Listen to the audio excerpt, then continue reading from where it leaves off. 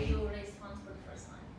So spring of 2015, and we did our last round in 2018, and we don't need to raise another, like break even, and we can grow profitably from now on, basically. So I kind of made a conscious decision, what we did, not to raise VC. All of our funding has come through family offices and angels, and we have a lot of them. So we raised about £9 million in total into Takumi without ever taking VC money. Wow.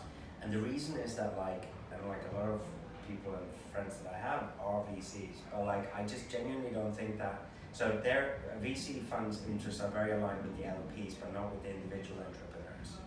So, and frankly, I don't think that most business models and startups should take VC. They're not meant to take VC, and they don't have business models that can or should support like jet fuel. Because all they're doing is they are selling the control of their company for relatively cheaply and early, and putting on an immense amount of operational gearing on their business by growing faster than they should, and probably prematurely scaling as well.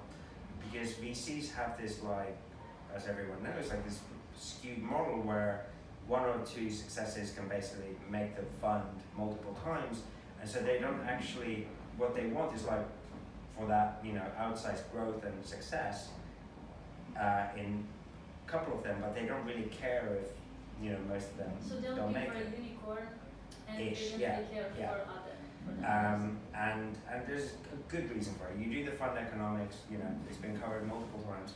It makes complete sense. But you as an individual entrepreneur, you basically let's just say that you have 1 in 10 chance of making it, and as a company, half of those that make it don't have the same founders running the company anymore, they've been replaced. So you have, when you read in TechCrunch, Series A found, funding round success, and everyone's well done to that team. It's that's a 1 in 20 chance of that founder actually personally becoming wealthy on the back of that. So it's that's controversial. But if you look at it and you talk to founders and on these different sort of groups and stuff like that, the number of times you hear of unhappy outcomes for the entrepreneur individually, it's and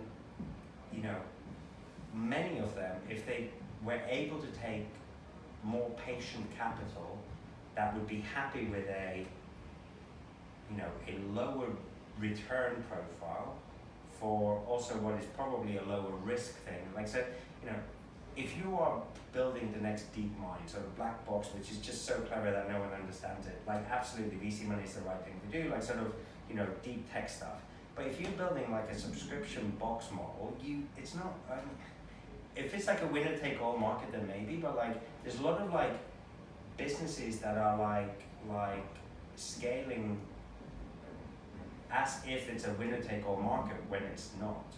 Influencer marketing, for example, is not a winner takes all market. It's a marketing tech or an ad tech universe where there'll be about 10 winners. So you don't need to scale as if you're going to be the next eBay where everything, or Airbnb where everything comes to you. But everyone takes VC money into these businesses,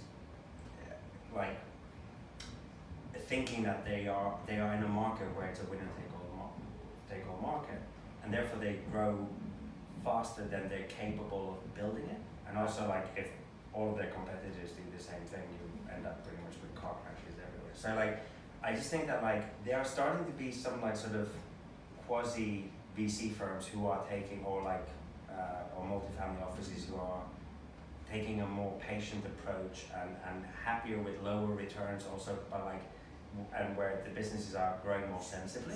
And I think that's much better. So I think that the ecosystem, on the entrepreneur side especially, needs to learn what is the right type of capital for your business. Not everyone should go to Index and Bolton and so forth.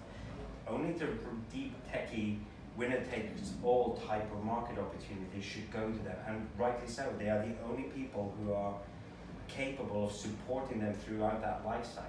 That's what VC should be doing.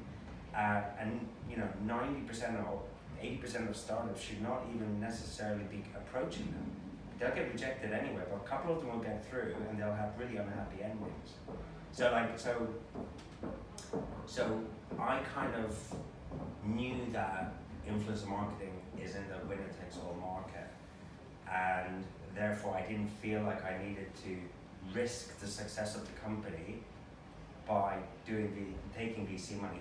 In all honesty, like, the VCs would have said no anyway. And I remember, like, you know, talking to some of them, and they're like, yeah, it'll be a great 150 million pound business, but we need it to be over 500 million. Can it be over 500 million? I'm like, no, it can't. But it doesn't need to be, because I only need 9 million pounds. So if you look at the money multiple, right, like, it just doesn't need to be that. Maybe you So. have to start your own blog. Or blog.